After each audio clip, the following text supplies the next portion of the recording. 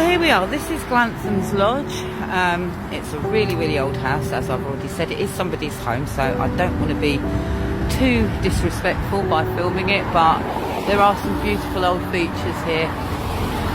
So I'm just going to walk up and we'll have a look. Old Glantham's Lodge. So this would have been the lodge house to the farm. As I say, it is somebody's home now.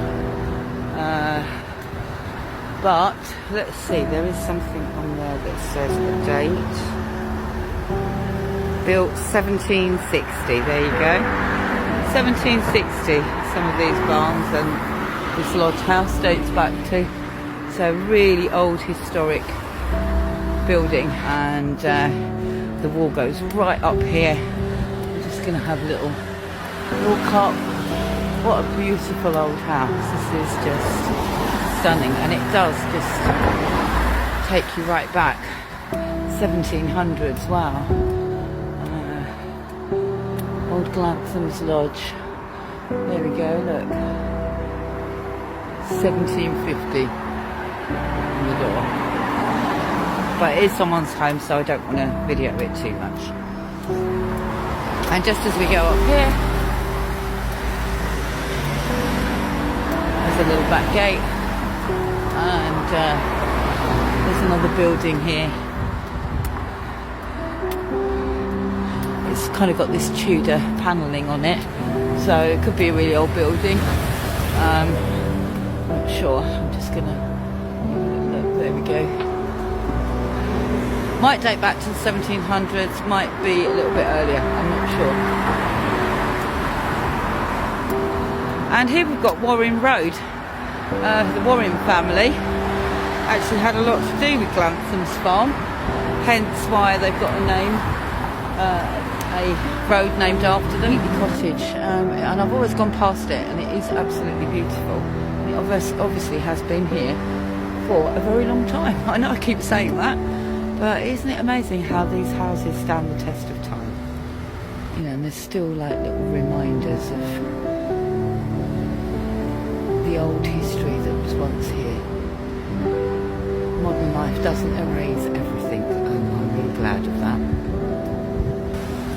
So I'm just going to have a walk up here. I've never been up Mill Hill. It is a private road, so I'm going to have to be a bit discreet with my camera. But I'm going to show you. Never been up here, so I'm just going to go and have a little wander. Add to my miles.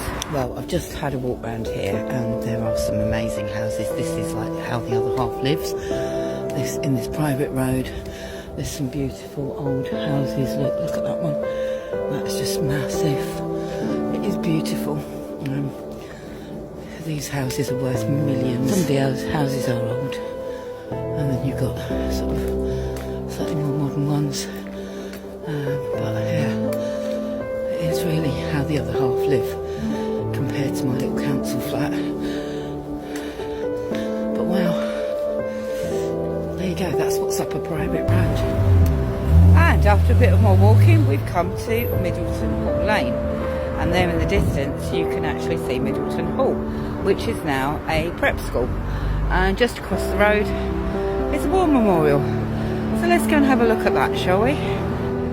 Ah, and there are some benches so I can sit down. Fantastic.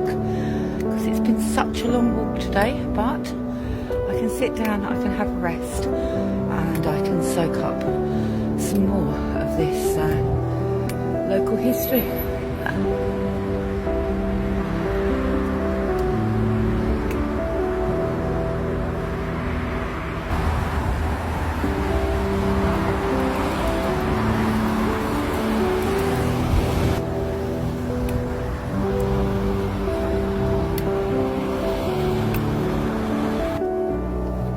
These are some of the names on the monument, and there's one I actually recognise there.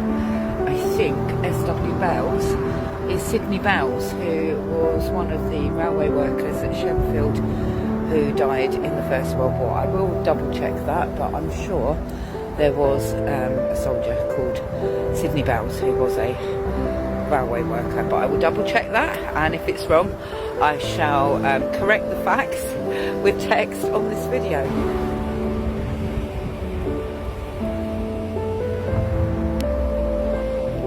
here's a bit of Middleton Hall, which is now the prep school, Brentwood School, and it was the home of the Tasker family. And I'm going to be doing another video on the Taskers and Countess Helen Tasker and Joseph Tasker, because they're quite important people back in the Victorian times in Shenfield.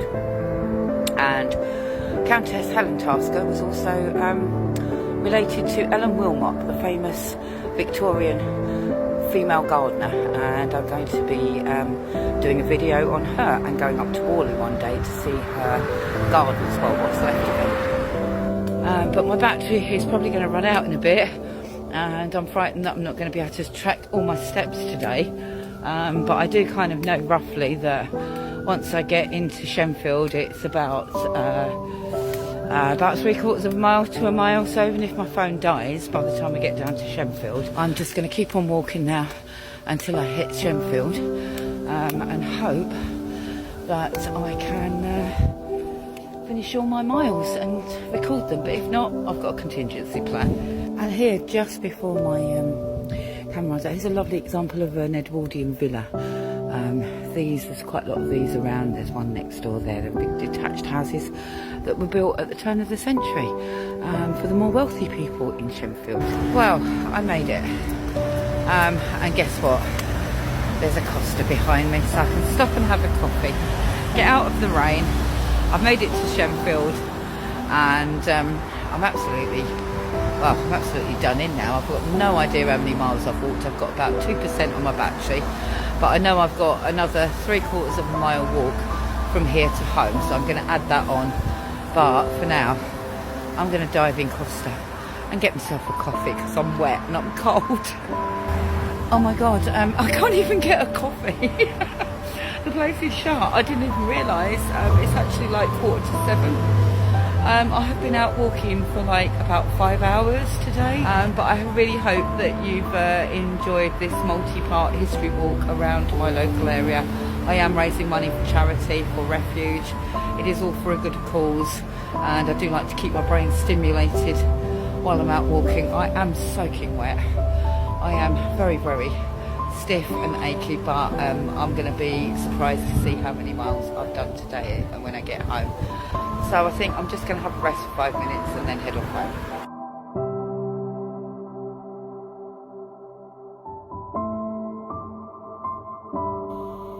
Well, I've just got back from my epic walk, and the postman's delivered my new Refuge t-shirt.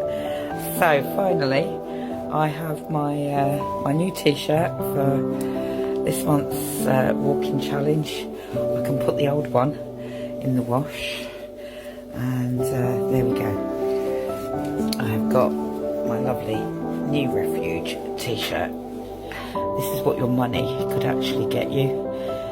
This is the money you donate. £15 could go towards essentials, £25 could go towards food supplies, £45 could buy cotton, £52, £75. Look, this is where your money is going if you donate to Refuge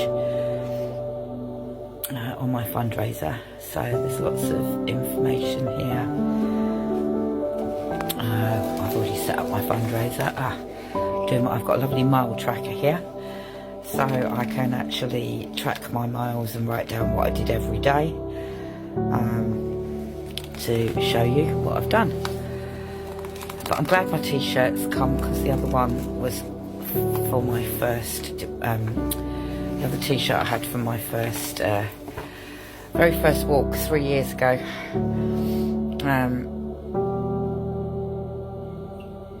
And there you go, this is all really good stuff. Also how to boost my fundraising, which I've been doing. I'm going to be making a donation. But there you go. That's what I've been doing the 62 miles for, to help women and children escape from domestic abuse. I really am going to end this video now, so thank you all. If you want to donate to my fundraiser, it's on Facebook, and you can contact me and DM me here to get the link.